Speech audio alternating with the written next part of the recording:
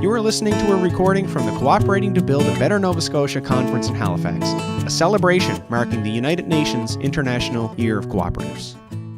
So welcome everyone to this session on cooperatives addressing proximity needs of Nova Scotians. This session focuses specifically on housing cooperatives.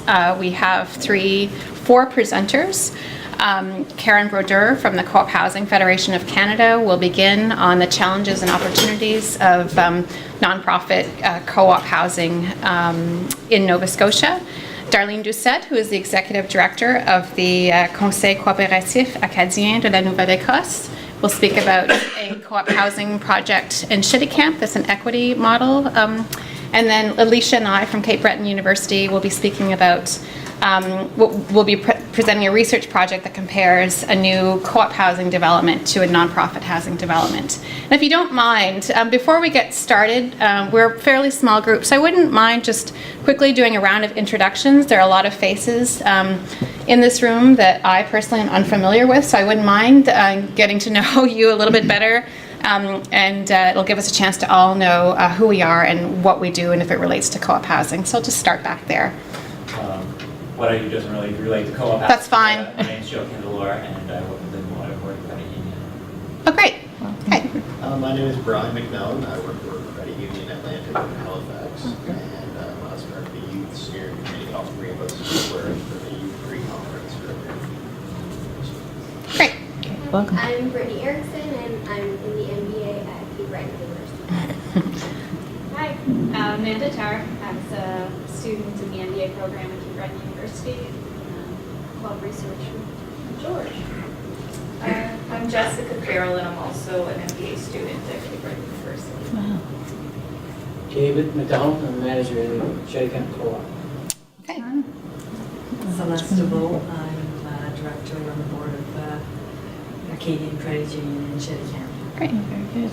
I'm Daniel O'Quin. I work for the French Community Radio in Chitipan, which is a cooperative. Okay. Very good. Go ahead. Carol Ripley, and I'm with Sydney Credit Union. Oh, okay. Catherine Kitching, I'm admin assistant with the Measuring and Cooperative Difference Research Network. Jonathan McClelland, I'm with Nova Scotia Cooperative Council and do business development work in Atlas Valley and South Shore, generally pretty much west of Halifax. Okay. Excellent. Great. Good. Thanks a lot. Great room. Great mix of people here. Okay, Karen, so I'll let you go ahead. Great. First, I just need to apologize. I'm fighting a little bit of a flu bug, so hopefully my voice won't start to disappear midway through. I like to talk, and so unfortunately I've been trying to not talk so much through the day so that I could save my voice, but I haven't really been too successful.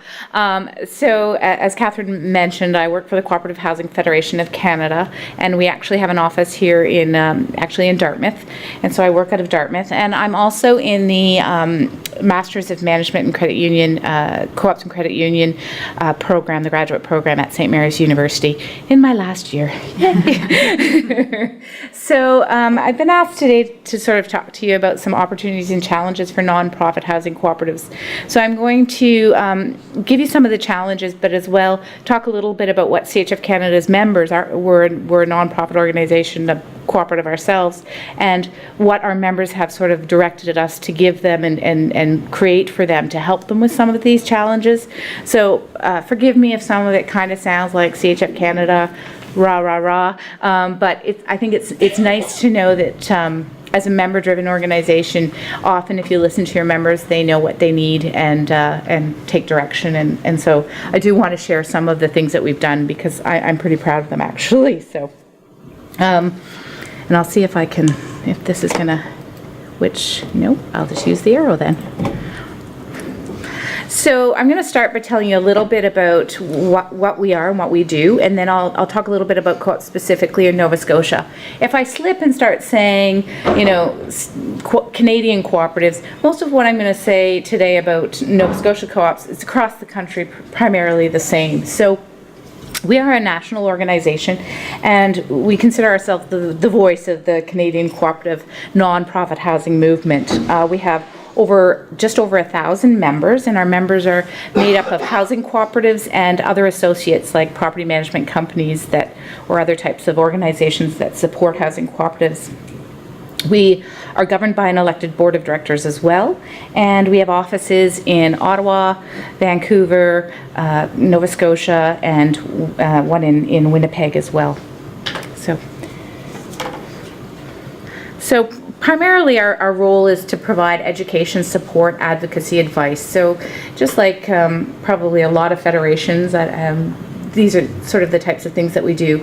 And at this point, we're only working with nonprofit housing cooperatives, although I think we're going to be exploring other types of housing cooperatives in the near future.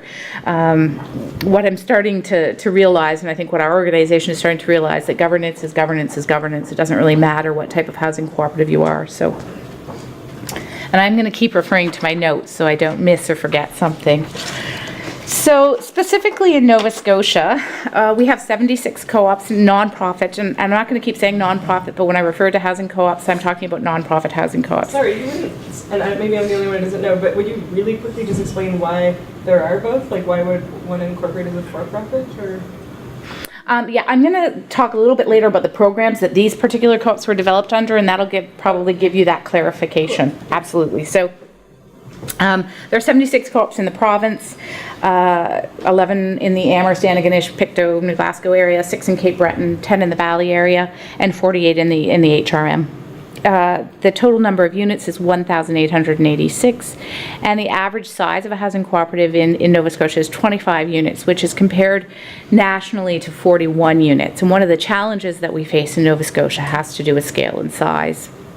So 2% of all the co-op units in Canada are represented here in Nova Scotia, non-profit housing cooperatives. There are other types of cooperatives, housing cooperatives as well. And I have a habit of just saying cooperative because in my world, my daily world, cooperative means housing cooperative. So my apologies if I forget to say housing. So,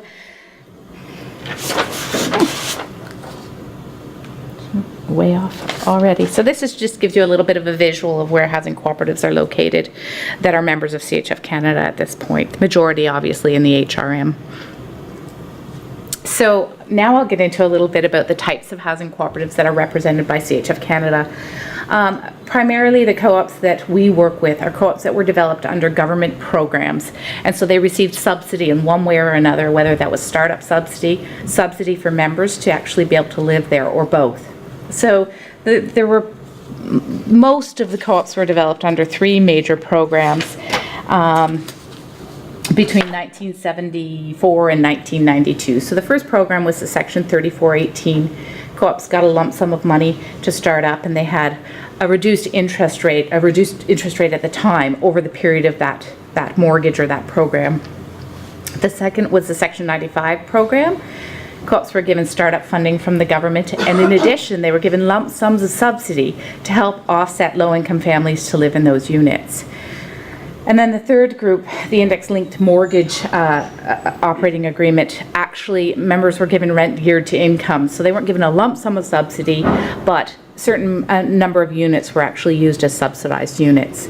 So these co-ops are non-profit, so they don't produce a profit. That doesn't mean that they can't save money for specific items, replacement items, and they do, or we hope they do.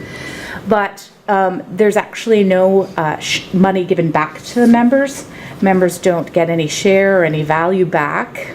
What they get is a unit, and when they leave that unit, someone else gets the unit. So they get the unit at an affordable price. But there's actually no dividends. There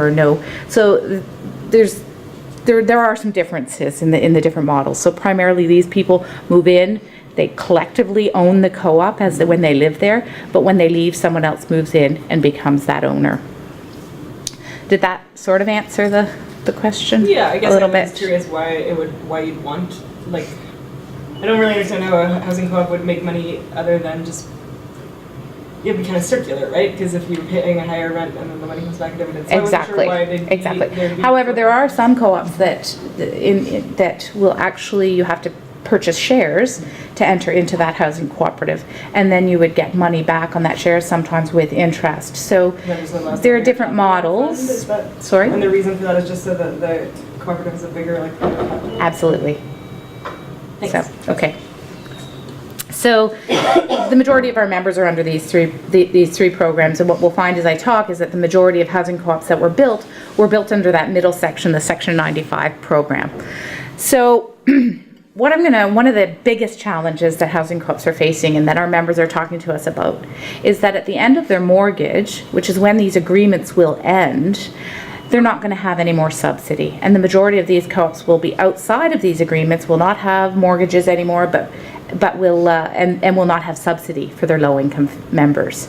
So some people are really happy because they won't have a mortgage and they won't have to follow the rules that the government put in place when they entered into these operating agreements. But it also means that there's no safety net and there's no structure. The structure's kind of gone a little bit. So this is one of the really big challenges that housing cooperatives in Nova Scotia are facing at this point in time. I have no idea. So in Nova Scotia, like I said, the majority of housing cooperatives that have been developed were developed under the Section 95 program, which is in the early 80s, late 70s, early 80s. So what I'm going to do is I'm actually going to, I think now I've lost track of my notes, so I'm going to show you a video. Our members actually have been asking us what's going to happen to us and how are we going to deal with this looming end of operating agreements. So CHF Canada actually produced a video which will go into a little bit of detail of all the challenges that our members think that they're going to face. And I showed this at Cape Breton and I think it had a positive impact, so see if I can. I'm not sure. Okay, get that going. It's fine. Very serious. Yeah, it is pretty.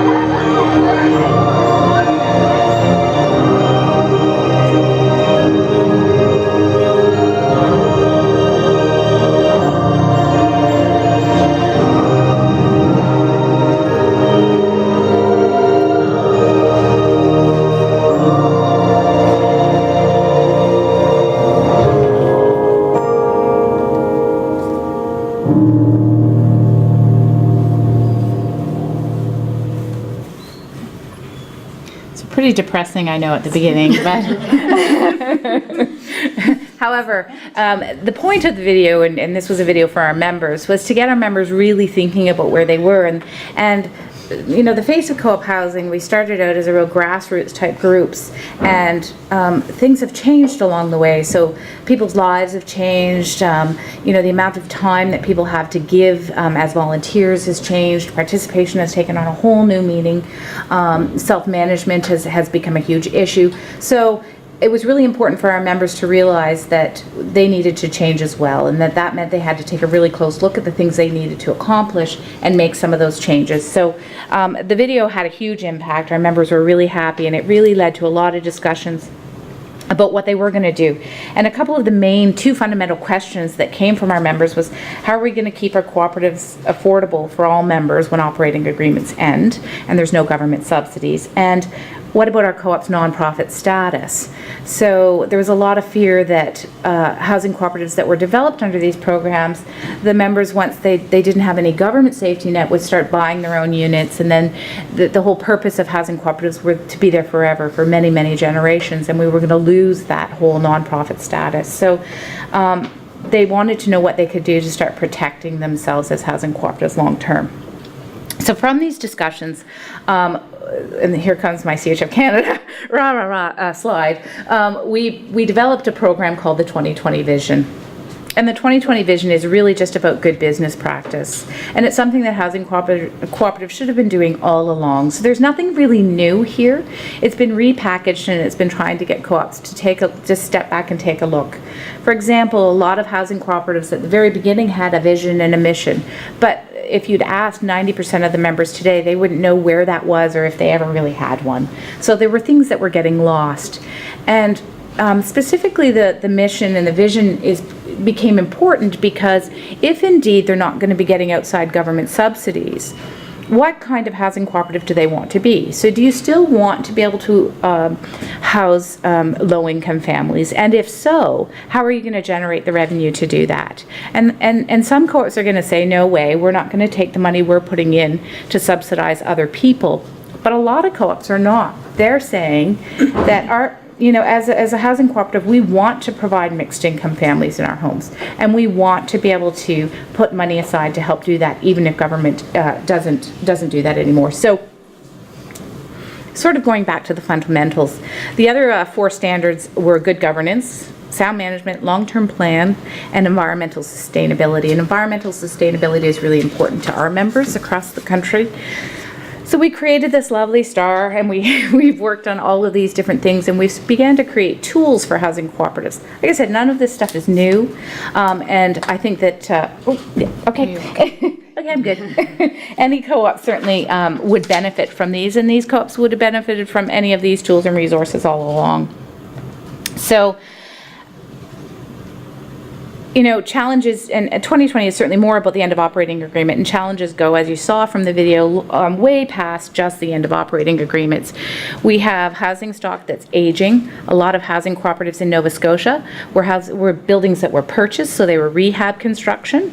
So the houses sometimes are 100 or 100 plus years old. Some of these homes still have seaweed insulation. I mean, we certainly have an aging housing stock.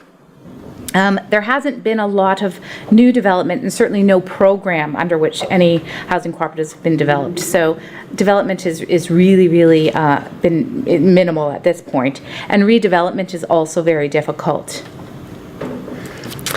A lot of management and governance challenges. I came from British Columbia, where I worked with housing cooperatives.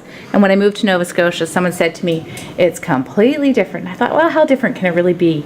But when I came here, I did realize that there was a lot of people and a lot of members in leadership roles that were really not looking at the co-op as a business. So a lot of the financial issues, they were just choosing not to see them. They had maybe a great community, but that community is only as great as the buildings and the money that you have around it. So that was a challenge as well. So the bottom line was that some of the long-term viability for many cooperatives is at stake and has been at stake for some time. So this is kind of gloomy, right? This is like, oh man, what are we going to do? So we have two roads to take. We can actually work to make them successes or failures. And there's a good chance that in Nova Scotia we are going to lose some housing cooperatives over the next 10 years. What we're trying to do is figure out solutions to how we can save some of them, or the majority of them, and just have a very small window of co-ops that we lose. So if we look at the co-op as a small business, which really it is, failure rates for small businesses in North America are between 35 and 56% within 5 years, which means that we could lose up to 30,000 homes by 2025 in Canada. That's really depressing news for people who are looking for affordable housing. So the challenges are big, and we all know that, and very depressing.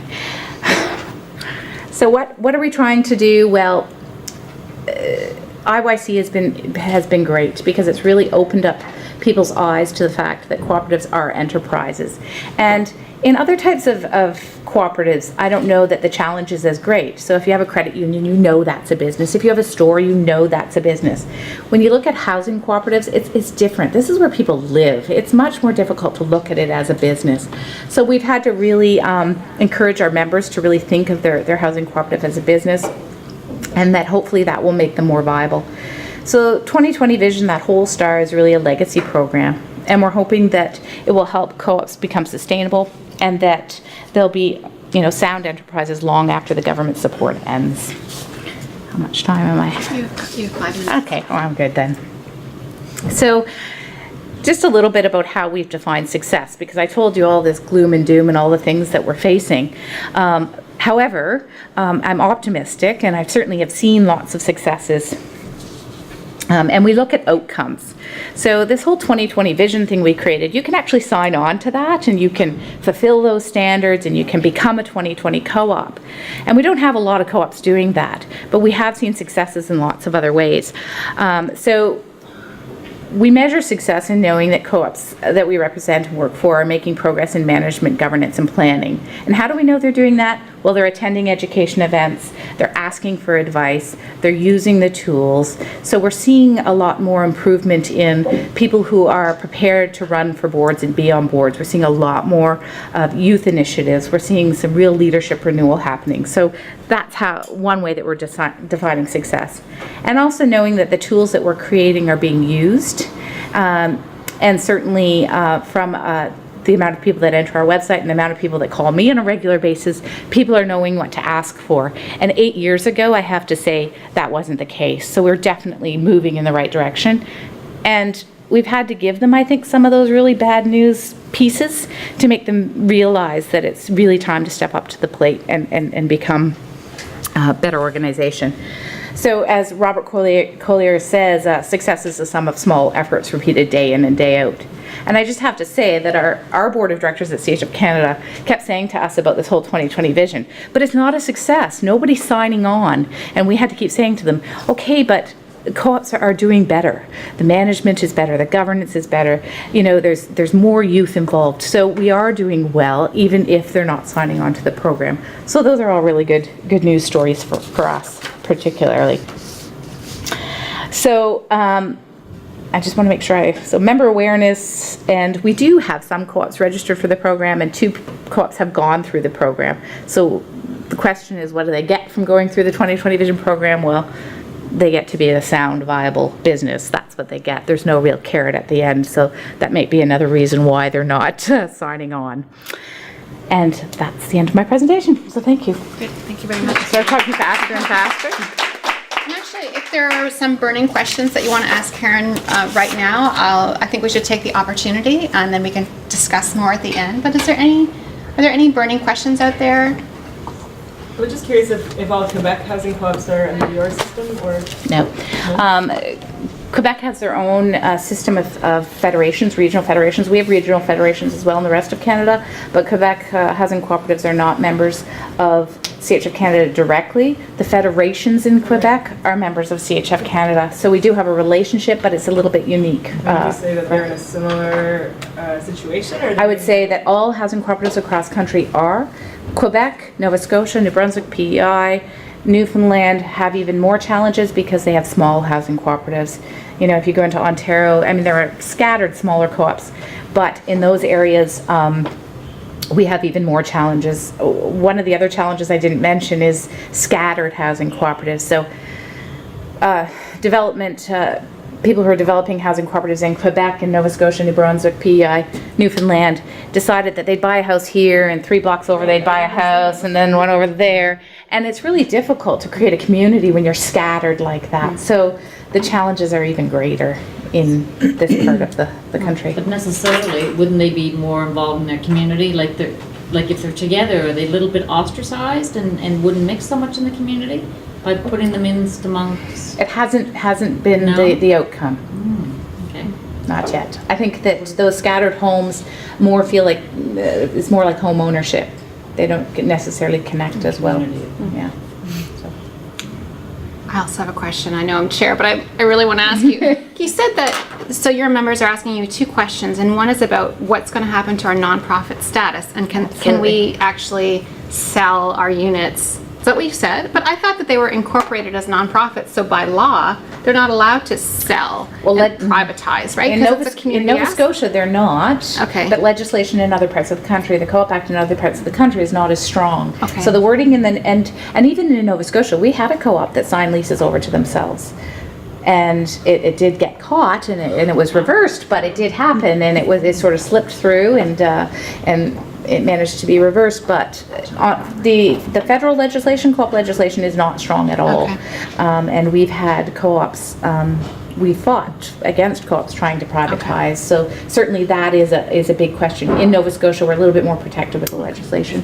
Yeah. Are you saying, this blows my mind, are you saying that some co-ops, say back in the 80s when money was flowing to housing, folks got grants to start co-ops, and then some across the country have been able to actually get personal equity out of that, even though grants and other fundraising went into building it?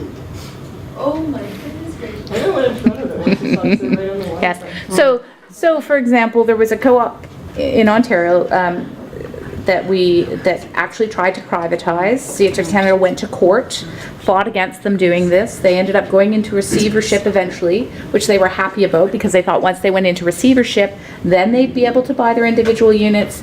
So as an organization, we actually we created a nonprofit cooperative and purchased their buildings so that we could maintain it as cooperative housing. This is very recent, actually last week it all finalized. So now we own 131 units of housing co-op unit in Ontario because we are trying to prevent them, because it would set a precedent for what we really don't think is what housing cooperatives built under these agreements were meant to be. This is taxpayer money that went in for these co-ops to continue long term, right? Okay, I'll take one more question, then we'll go on to Darlene, and then we can discuss after as well. Just as a follow-up, in Nova Scotia, the legislation, any nonprofit co-op cannot switch to be a for-profit, but a for-profit can switch to be a not-for-profit, primarily to prevent this. The government spent tens and hundreds of millions of dollars in co-op housing, and they don't want people to switch to be a for-profit, which means it's closed down, all the efforts with that extra activity. So it's actually maybe a bit more restrictive than just co-op housing. Absolutely. Any not-for-profit cannot change. Right. And if a co-op has any cooperative is liquidated, then the proceeds from that need to go back into another nonprofit organization. That's the legislation here, which is tighter than any legislation across the country. Right. So, okay, thank you. Thank you very much, Karen.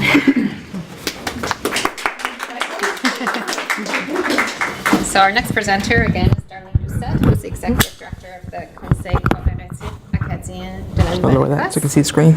Oops. It's just...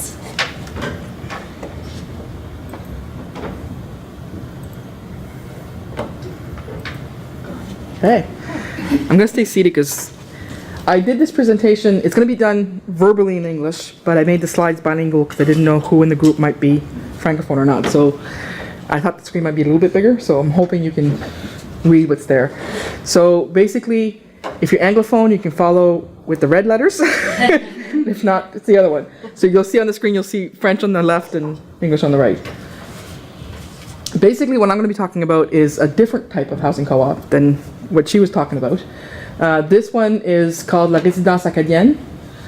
It's a condo-style housing cooperative. There's 20 units. 2 are 1 bedroom, and 18 are 2 bedrooms. But there's also larger 2 bedrooms and smaller 2 bedrooms, which I'll show you in a minute. There's one common room that meets in the middle. It was built in 2004, and it was located, it's behind the local church. You can't miss it. If you're ever in Shetty Camp, you can't miss the church. It's behind the church and located right next to the local health center. And it's built for seniors, 55 and older, and at least semi-retired. So those are the 2 requirements for qualifying. And again, you're not going to be able to read this, but it gives you an idea of the way it was shaped. So they did, there's 10 units on each side. The idea was that if it went well, they'd build 2 other units in the back, angled the same way. It's 21,000 square feet on a little less than 5 acres of land. Everywhere you see a red arrow is an exit. And the red lines are to try to divide the apartments. Make some sense of what's there. Basically, the 2 on this end are 2 of the larger apartments, 2 bedrooms, and 2 on the other end are the 2 larger ones as well. The 2 smallest apartments are finding themselves right next to the main common area in the middle. So this is a better idea of how the apartments are. The one on your left is the large 2 bedroom. And you'll notice that the large 2 bedroom is about 3 feet wider than the other 2 bedroom size. So the living room is the same size, but your bedrooms are a little bit bigger. And some of the things the sizes differ a little bit. Storage, for example, is smaller in the smaller 2 bedroom than the larger 2 bedroom. The one on your far right is the 1 bedroom. So the living room is larger in that apartment than in the others. But they all have a storage unit within the apartment, and they also have a storage unit outside their door next to the patio. This will give you a bit of an idea of what they look like. This is a regular size 2 bedroom. So you'll see the living room is in the top left, and the kitchen is on the right hand side. The bottom picture is actually part of the common room, the kitchen area in the common room. So when they built this, the residents had some say in the decor to a certain extent. So for example, you can only pay so much for your flooring, but if you wanted a different color or whatever, so there was some wiggle room. Hindsight, they probably shouldn't have had as much wiggle room, but anyway, they were the founding members, so they had a little bit of wiggle room. So in terms of timeline, it's around 2002 that Greg McLeod, and anybody at CBU would know who Greg is, and actually a gentleman who was in Mark Sparrow's position before him came down and planted the seed of building a for-profit housing co-op. But the funding would be a little bit different. It's the funding comes from a CEDF, and I'll explain a bit for those who might not know what a CEDF is. It'll come up. So they did a community meeting. A lot of people showed up. Many showed up thinking it would be a low rental or subsidized housing, because there already one that existed in the community. For Shetty Camp, Le Manoir is considered a subsidized housing cooperative, which was already had a long waiting list. So when people heard about another housing cooperative, they came in droves. It's only when they realized that this was going to be a high-end condo-style housing unit that the numbers dwindled. The second meeting, only those really interested in that type of style of housing co-op attended. But it was enough interest to keep going. So the steering committee basically incorporated the cooperative in 2003. So there was about a year window between initial seed being planted and incorporation. Construction started in 2004, and they moved in by 2005. And here how's the financing worked. And obviously I wasn't here at the time, so I'm relying on very good information, but I wasn't there in person. The cost of the project was estimated at 1.5, and that coming in a little bit higher than that, but that was the estimate. They did get a loan from CMHC for about $17,500, and that was to help them with plans and architectural things and things like that to get them off the ground. But the actual bulk of the financing came from the CEDF. So residents put in about $302,000, and investors put in about $156,000, and they searched long and hard to try to get a mortgage. They went to League Savings and Loan in Sydney, they went to the Royal Bank, and even with the CEDF, they were considered high risk.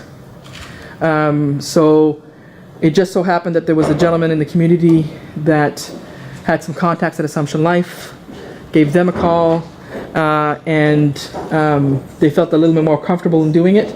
But you'll see they also asked for a guarantee from the owners, and I'll show you after how it breaks down per resident. So that gave them a total of $1,575,500. So that was enough to build their cooperative. So a CEDIF is a Community Economic Development Investment Fund. I'm not sure if this is the only housing cooperative that has a CEDIF, but I'm understanding there probably won't be any more. Because CEDIFs are meant for profit. It's hard to make a profit out of a housing co-op. But it's a pool of capital formed through the sale of shares or units to persons within a defined community. So in this case it was Shetty Camp. Created to operate or invest in local business. It cannot be charitable, non-taxable, or not-for-profit. And must have at least 6 directors elected from the defined community. So this program, the CEDIF, began in 1999, 2000, somewhere in there. So what happens with the CEDIF, I'm not an expert in CEDIF, but it's basically when you make a first offering, you can get a 30% tax credit. Once there's a second offering, you can get an additional 20% tax credit. And once there's a third offering, you get an additional 10% tax credit. So rather than investing in funds away from home, locals tend to want to invest in their own community, and they get tax credits for doing so. So what is the second, third offering thing? It's a term they use. Is basically you put shares, you offer shares in the business, and there's very strict guidelines that you have to follow. It's very complicated, but in this case, it was a way for them to raise the funds locally to build that housing co-op. So even if you're not a resident of the housing unit, you can still invest in it because it's meant to give you a return in terms of tax credit. So La Résidence Acadienne did one offering in 2004 and did a second offering in 2005, but did not do a third. And if you want more information on how a CEDIF works, I did put the website address there if you want to jot it down. And when it came to Assumption Life, they gave $1.1 million as a mortgage with a $200,000 loan guarantee. And that means that each member guaranteed $10,000 each. Like I said, the Royal Bank League Savings and Mortgage wouldn't touch it too high a risk, even with the CEDIF in place. So that's why a lot of cooperatives went with a subsidized low housing as opposed to trying to do it outside of that.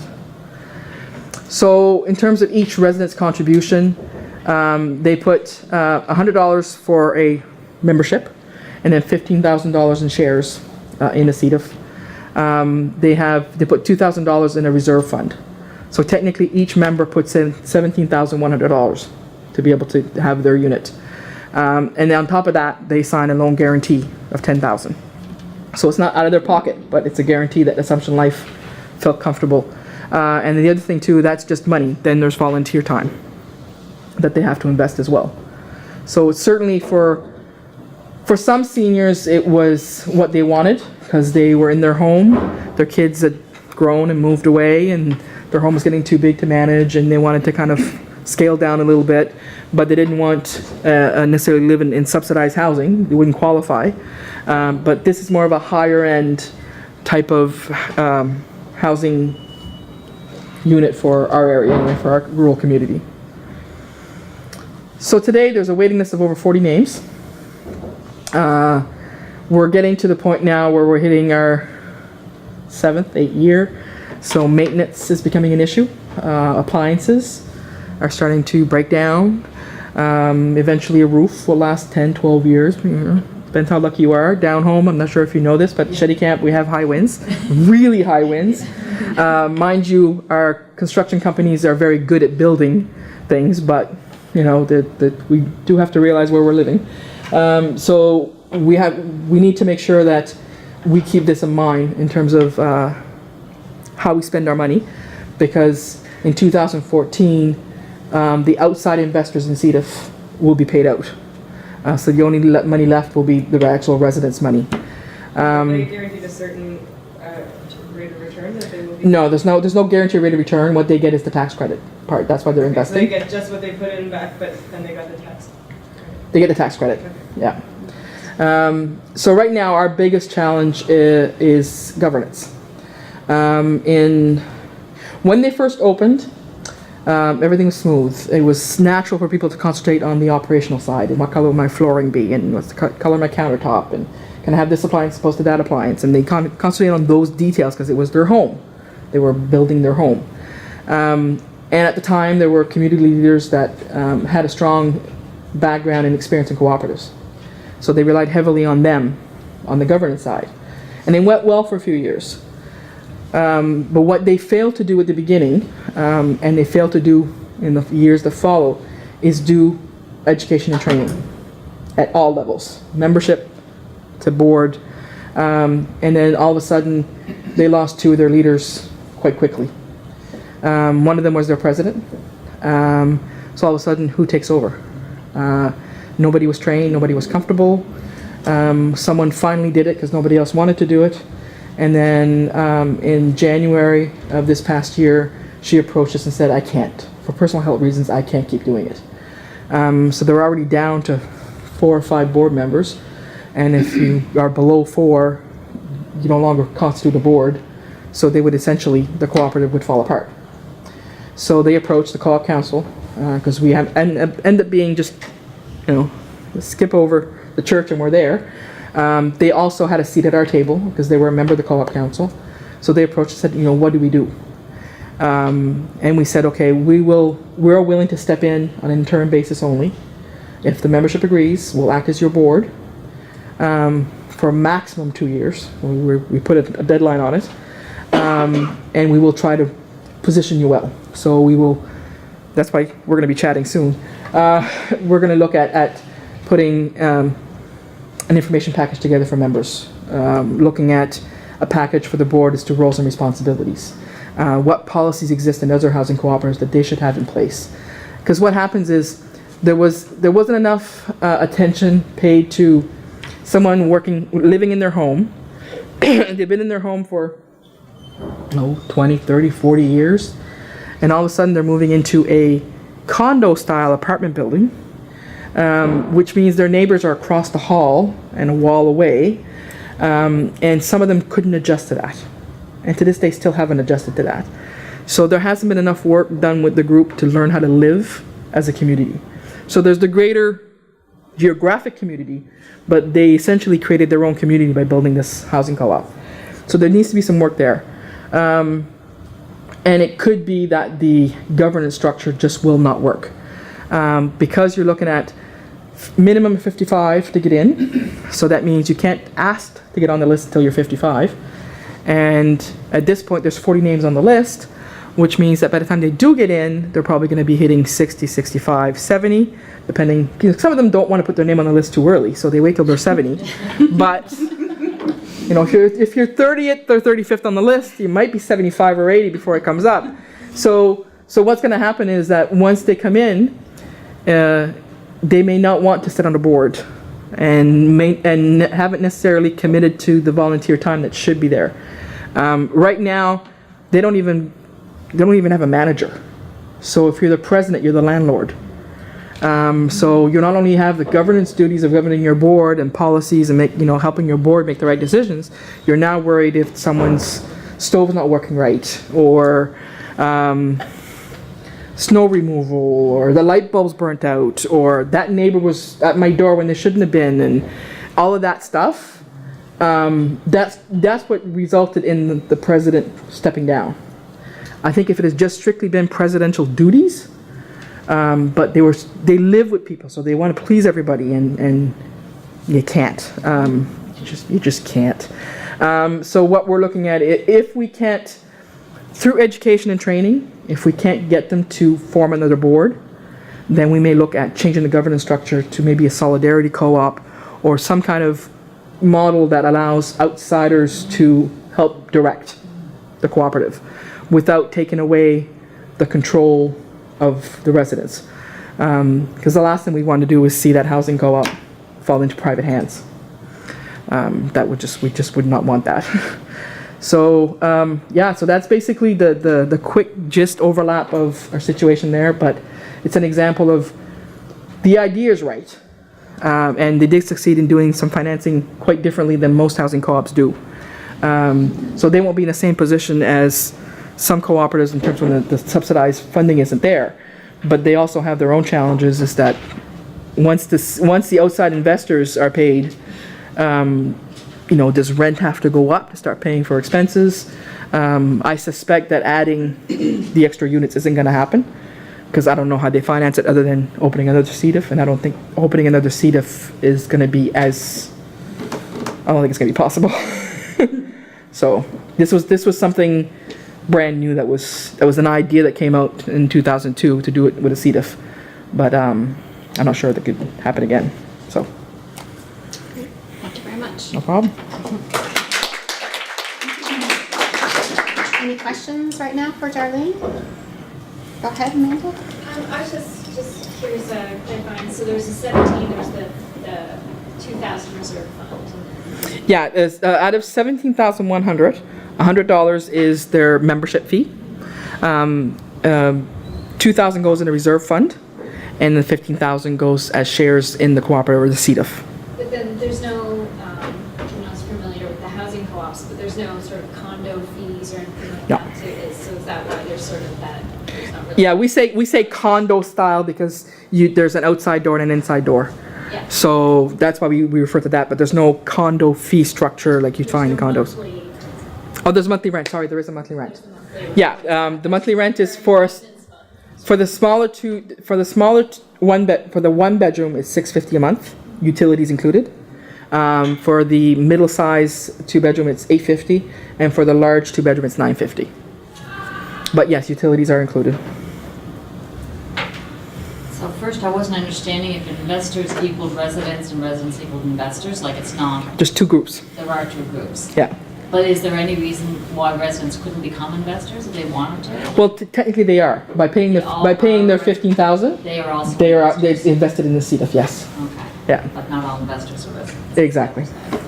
Exactly. There's about 12 investors that are not residents. Go ahead. I have a friend in Halifax who's really interested in multi-generational housing projects and the idea that, you know, seniors can look after younger people's kids, but younger people have the energy to shovel the snow. So I was curious if your co-op had ever considered to address their governance problems, whether they change the age factor. We haven't, but it's an option. Not an option that I've discussed with the residents yet.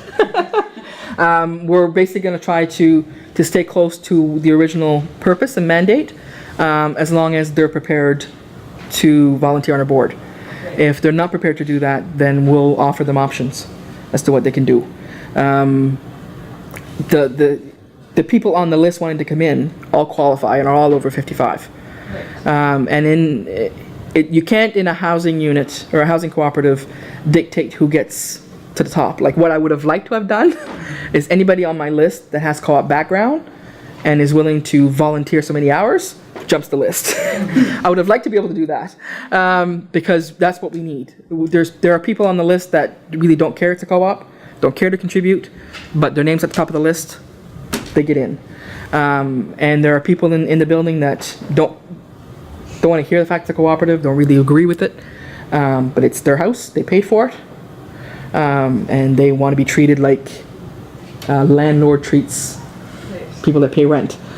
So understanding the cooperative structures is not easy for them to do. I don't know if they're prepared to let go, but if they're not prepared to contribute to the board, they might have to change their structure. And here's another question. I was doing some research on immigrant co-ops earlier, and when I called the federal government about a lot of the housing co-ops that have been started, I guess, under those programs, they said that they used to be focused on certain ethnic groups, but now it's no longer legal to discriminate who becomes a member of a co-op based on ethnicity. So I'm kind of surprised that you can discriminate based on age, actually. Well, it's almost like it depends on the mandate of the cooperative. Okay. But let's say you have a cooperative that offers women's services. Well, then technically women should be the ones that are members of that cooperative. So it all depends what your cooperative is structured for and its mandate. Because the idea is that you don't discriminate, but even if you're, let's say you're a craft co-op. Yeah. And your members are artisans from the community. But there's one particular artisan that has their own craft store. And they decide they want to be a member of your craft co-op. The board could prevent them from coming in because they're not there for the interest of the cooperative. They're there for their own personal interest to be able to know what's going on to help their business. So there's some exceptions where you can exclude someone, but not based strictly on gender or unless the mandate of the cooperative is specific to a particular gender. So it's like if there was a cooperative that. But it wasn't like there can't be a Chilean housing cooperative anymore, only in name. It was an example that I came across. Like, yeah, maybe, yeah. Yeah, it is true. However, there are seniors co-ops that have been allowed to form based on their mandate, and women's co-ops that have been allowed as well to form, but co-ops with certain, that have certain religious belief, like you can't discriminate in that way. It's open membership, one of the co-op principles, right? It's a bit of a fuzzy. Yeah. It is fuzzy, yeah. And Sorry, go ahead. and then just to piggyback on your other question about opening it up to younger groups. When you live in a rural community like we live in, you can probably get a mortgage and pay a lot less in your mortgage than you would pay rent in this apartment building. Oh, okay. So part of the reason why they're choosing to want to live in this condo style and invest the amount of money they're investing in is that they don't have the responsibility to take care of their lawn or snow, or they have a security building, they have neighbors nearby, they're near the hospital. For their reasons, they're stepping down their responsibilities of their own house. But if I was young and could afford a mortgage, I couldn't afford to live in the housing unit. If I can't afford a mortgage, I can't afford to live in that cooperative. Most likely. Karen's question? So Darlene, I know that it is a bit tricky around first principle around open membership, but I served on the board of an organization that unites and supports housing cooperatives, but mainly in the U.S. And it's so competitive to get into some of these co-ops that are, on the beach in Santa Cruz, that kind of thing. So it's very affordable compared to other properties there. It's so competitive to get into these housing co-ops that potential members really do make a pitch. This is what I'm going to contribute. This is the network I bring, whatever it is they're pitching. And there's a caveat that says the board will approve who it is that becomes a member. So if it's in a case like yours, when you're really talking about viability, I do understand that your practice now is that you want it to be whoever's next on the list, very fair, very open, very transparent. But I have seen it work in other ways where people say, if we don't make some strategic decisions about who forms our membership and our governance, we may not have a co-op in 5 years. I need to explore it further, and then if you have the question, you have the answer. But I've been told so far, because I had this idea of trying to fix the willingness to volunteer, to fix it at the entry point. I did have a conversation with the inspector cooperatives, and my understanding is the Nova Scotia law doesn't allow you to do it. However, is your response different than what I've been told? Well, I'll give you what I know, and then I'll give you an opinion for what it's worth. Housing cooperatives, the housing cooperatives I work with all the time, approve membership and pick and choose and interview and decide yes, no, based on all kinds of different reasons. The difficulty comes in that, what is the magic question you ask to know whether or not someone's going to be a good member? We all know anyone can say anything in a room and say they're going to do something, and then do it. So it's a slippery slope, as far as I'm personally concerned, to get into the environment of saying, well, they wrote on their application that they're going to do this, this, and this, but there's no guarantee when they come in they're going to do those things. And then we get into all the human rights issues. So if indeed somebody was turned down for membership in a housing cooperative, decided to turn it around into a human rights issue, then they could go down that road, which is why I think the inspector, and certainly there's nothing I don't think in the Co-op Act that particularly says that you can't sort of move around. Certainly I wouldn't recommend that a co-op does anything other than those certain criteria that are measurable, like credit checks, landlord checks, those types of things, because it's kind of a slippery slope and you do get into human rights issues often. Like I know of co-ops, housing co-ops, where they don't do first come first serve approach, and there are people that have been on the waiting list for 20 years, and others come in because their family member's already in, and there's favoritism, and it creeps into the cooperative values that it just doesn't smell right for a cooperative to do that. But I'm trying to find a balance between not favoritism, but trying to add an element in the application process that people at least commit to doing volunteer time. I don't know if that'll work or not. Well, one of the principles of co-ops is that people take leadership roles when requested. and that people are willing, must act in the best interest of the co-op and these different things. So, you know, maybe there's some, again, leeway if someone says, I want here because it's subsidized housing, or it's a seniors complex and it's the only one that not leaving my community, but I don't care anything about a co-op model. Well, how willing are they to step up and be on board? They're not. You know, so that's actually, like again, where do you draw the line, where do you stop, where do you start? But that might be a point that, okay, that's probably right in the bylaws of the corporation. That people are required to take ownership of this one pretty much. Go ahead, I'll let you go. There's also a question, we're waiting for a question. And the struggle that cooperatives are facing is that they're also governed under the Residential Tenancy Act. So to remove someone for non-participation is impossible. So we try to realize that there's only going to be a percentage of people who actually volunteer their time.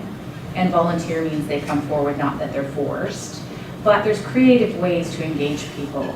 And so it's about turning things around and trying to improve engagement. But it is a problem if no one wants to take that leadership role.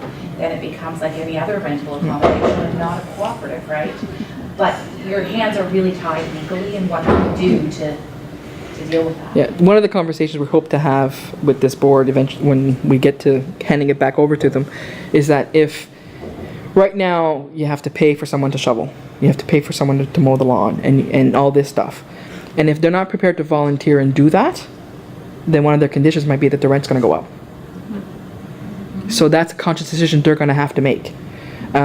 Because right now they're not volunteering to mow the lawn, they're not volunteering to shovel, they're expecting the co-op to do it. But once they understand the ramifications of, well, we can't pay to mow the lawn and shovel and pay for your stove when it's going to break down, and so this is your cooperative. How are you going to manage your money? Are you going to cut back on your expenses by volunteering, or are you going to let us increase your rent so that you can pay for the stuff that you don't want to volunteer to do? That's part of it. The most volunteer part I'm worried about is the governance. I think you can convince someone to mow their lawn or shovel their walkway, but the governance part is that's what they're scared of. I'm just sorry. There's a hand up over here. I'll go ahead and make a comment because you've been a quieter participant If I know today. the project because I live next door, what happens to someone who wants out of the co-op after they've invested $17,000? The money's returned to them, and the next one coming in replaces it. So if you invested $17,100, you get your $100 share back. You get your $2,000 that you put in the reserve, and you get your $15,000 you put in the CEDF, and the next person coming in replaces all that. And the building belongs to the cooperative. To the cooperative. It's their asset. And not the people, not the. Pour les locataires. Ah? Oui, c'est les locataires qui appartiennent à l'édifice. Again, because I'm from the area, and I know people that live there, that live in the other cooperative. Yeah. They don't seem to have a problem with volunteering because their rent is lower and they have an incentive. As far as I'm concerned, it doesn't look like the rent is high from people that are living in the city, but that's an enormous amount of money that they're paying. They're paying for those apartments. They're paying for the comfort of scaling down and not having their property to take care of. And I think because their mentality, co-op or not co-op, I'm paying $900. I'm comfy on my couch and I'm paying, so someone should do that for me. And I think we're going to have a hard time to change that mentality. Good luck to you. Well, it won't be us that'll change the mentality. It'll be them, because if they don't do it, they have a risk of losing their co-op and losing their investment. Yeah. Go ahead. I just have to say, can't you get outside experts to act as an advisory capacity on the board so that the volunteers get the education part of being a co-op? That's kind of what we're doing. Yeah. It's because they don't have enough to form a board. Right. So what happens is, because they're a member of the co-op council, the Conseil Co-op, we, the Conseil Co-op, become their interim board. So that means that the seat they already had they have on the Conseil Co-op board, they have on the Présidence Acadienne board. So there is a person there that is the link. He's a resident and he's a link. But he's not interested in governance. And so what we're running into is we're running into health issues, age issues. So there's a gentleman that was on the board, would have been a strong guy.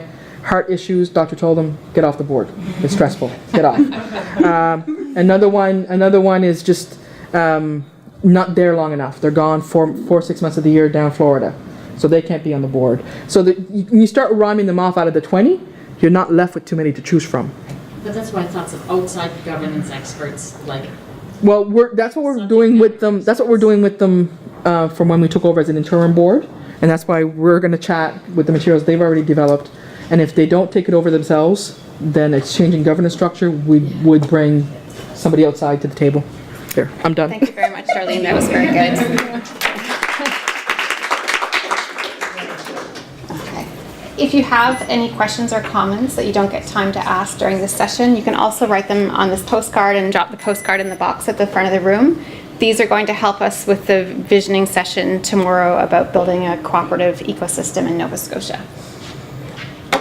Okay.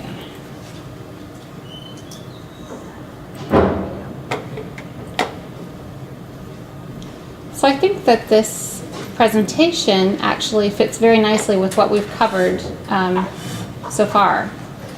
If I can just figure out how to show it without... Yeah, just go to the bottom. Where's the slideshow? This is 5%? Very bottom. Where's the slideshow at the top? Oh, yeah. Right here? Yeah. Okay. Thank you. Nice slide.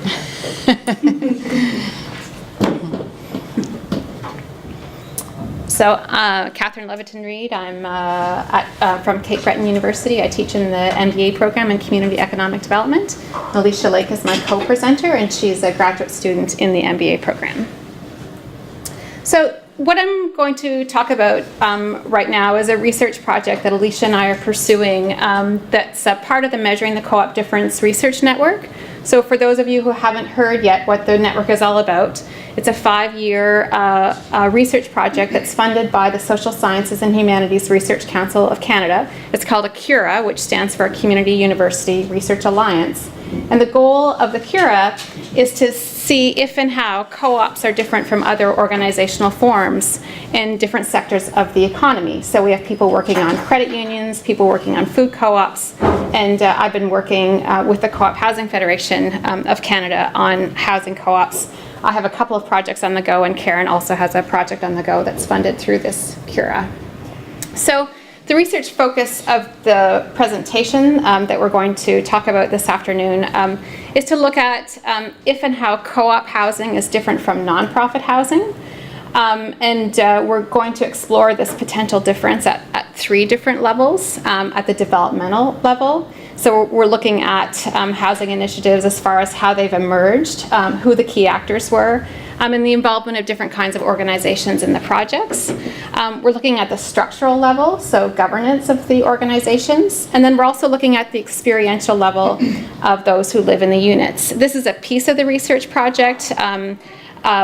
The long-term outcome is to compare 3 different types of housing: nonprofit, co-op, and for-profit housing, all affordable. And we just started our fieldwork with a for-profit housing developer yesterday. So we're using a flexible case study design. What we're looking at is 2 affordable housing projects for seniors that emerged in Nova Scotia at the exact same time. So the policy environment is very similar. They're both one-off projects. These projects responded to a provincial program that supports the development of affordable housing. And the only difference really between these 2 projects is that one is incorporated as a nonprofit project and the other is incorporated as a cooperative.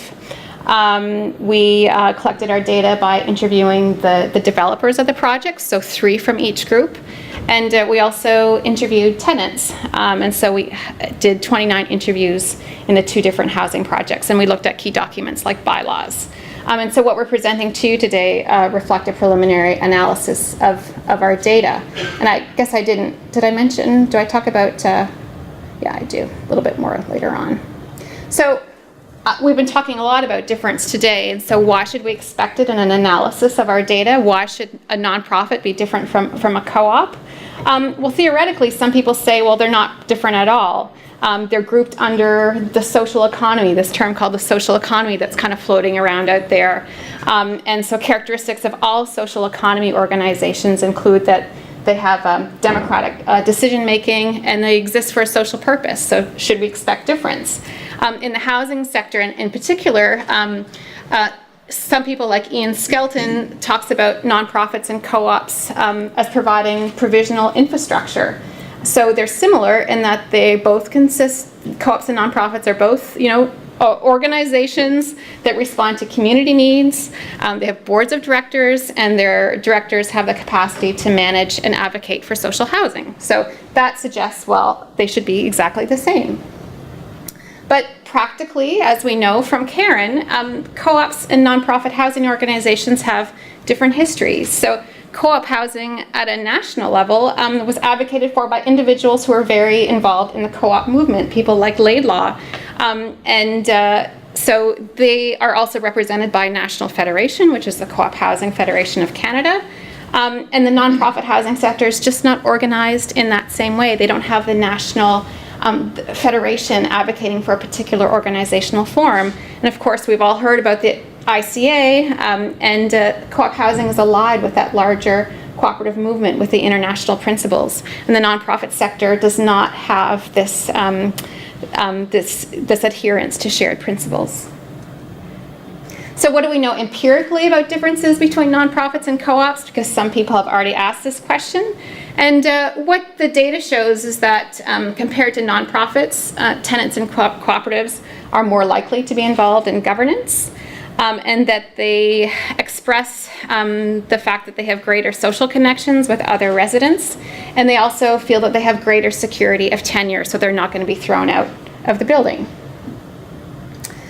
What do we know about seniors housing in general in Atlantic Canada? There was a community university research alliance that just recently finished up that was headquartered here at Mount St. Vincent University, and it was to look at Atlantic seniors housing, and they found that seniors in Atlantic Canada want to stay in their home communities for as long as possible. So they're getting rid of their large house in the Shittycamp area. They want to stay in Shittycamp. They don't want to have to move to Halifax. I won't say God forbid, because that's what people up there would say, though. So that's one element of their preferences. Interestingly, Catherine, they actually say that they prefer seniors-only housing. 75% of the seniors that they spoke with said they prefer seniors only. They don't want the multi-generational housing that your friend is interested in. And not surprisingly, seniors are often living on limited incomes. They spend more than they should on shelter costs. 50% of seniors are actually active volunteers, and they actually are living in many rural communities as much as urban communities in Atlantic Canada.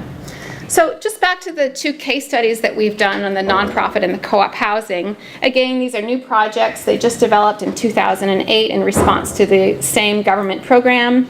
They're both located in communities of similar size, so rural communities of 5,000 people. And if you look at the social economy activity, it's pretty much identical. So, the typical nonprofit organizations that you're going to find in rural communities, so volunteer fire department, recreational associations. Credit union is located in both communities, and both communities had a co-op food store that actually closed down. And both of the projects responded to a community need. Affordable housing for seniors was lacking in their communities.